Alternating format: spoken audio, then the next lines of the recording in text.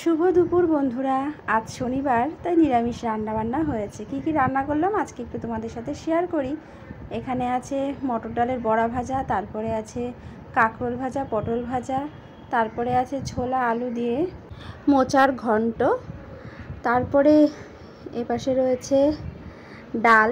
নিরামিষের দিন আমাদের বাড়িতে ডাল হবেই হবে। সপ্তাহের অন্যান্য দিনগুলোতে হলে হয়, না হলে না হয়, কিন্তু নিরামিষের দিন ডাল করতেই হবে। আর আজকে মটর ডাল করেছি পেঁপে দিয়ে। সব কিছু গরম, ওই কারণে ধোয়া উঠছে, কারণ এইমাত্র রান্না শেষ হলো। এখানে আছে কাঁচকলার কোপ্তা করেছিলাম, তারপরে আলু দিয়ে সেটাকে তরকারি করেছি।